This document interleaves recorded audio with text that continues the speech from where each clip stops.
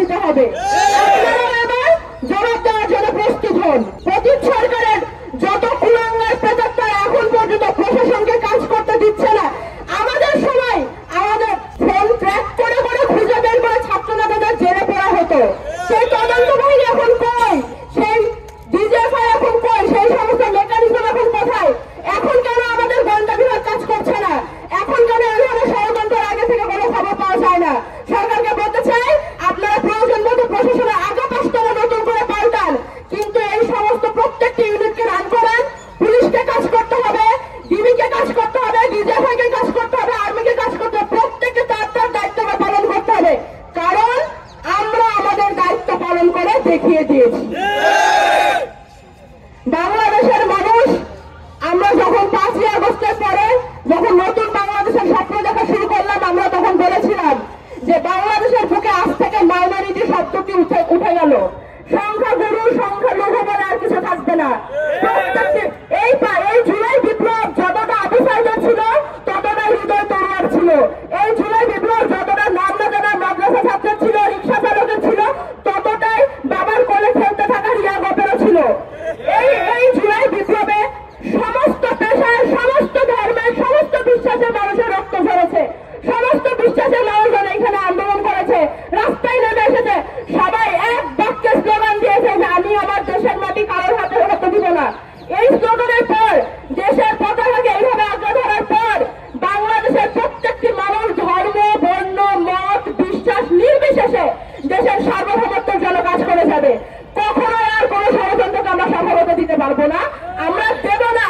আমি সাধারণ ধর্মাবলম্বী ভাই বোনদের বলতে চাই, এবং একই সঙ্গে অন্যান্য ধর্মাবলম্বী যারা রয়েছেন তাদেরও বলতে চাই, আপনারা কোন উগ্রবাদী জঙ্গি সংগঠনের সাথ দেবেন না। যদি তার সাথে কোন ধর্মীয় লেবাস যুক্ত থাকে, ধর্মীয় পতাকা যুক্ত থাকে, তারপরেও না।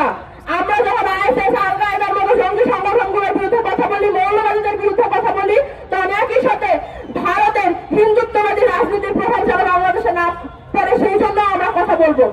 যে কোনো ধরনের উগ্রবাদ মানেই জঙ্গি। জঙ্গি কোনো লেবাসে হয় না, জঙ্গি কোনো বক্তব্য হয় না, জঙ্গি হয় মরণে, জঙ্গি হয় বিশ্বাসে, জঙ্গি হয় চিন্তা এবং কর্মে। যারা উগ্রবাদী কাজকর্ম করবে বাংলাদেশের মুখে, তারাই জঙ্গি। আর মিডিয়ার ভাইরা আমার সামনে উপস্থিত আছেন, আমি আপনাদের বলতে চাই, আপনাদের একটি শব্দ এদিক ওদিক করা, একটি বিরাম চিহ্ন এদিক ওদিক করার মাধ্যমে আপনারা ন্যারেটিভ পাল্টিয়ে দিতে পারেন।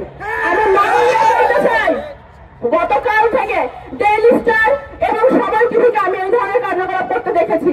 এখানে যদি থাকেন তাহলে আপনাদের বলতে চাই, আপনারা সর্বক্ষমতাময় নন, আপনারা জনগণের জবাবদিহিতার মধ্যে আছেন।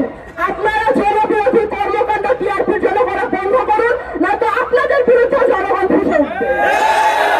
দেশের আপামর জনগণকে বলতে চাই, আমাদের হিন্দুত্ববাদী বাংলাদেশে যে প্রোপাগান্ডা চালানো হচ্ছে, তার প্রথম শহীদ উগ্রবাদীদের হাতে শাহাদাত বরণকারী আমাদের ভাই সাইফুল আলিফ, আমাদের ভাইয়ের একটি পোস্ট 5ই আগস্টে পড়েছিল, ধর্মের ভেদাভেদ দিয়ে আর মানুষকে আলাদা করা যাবে না।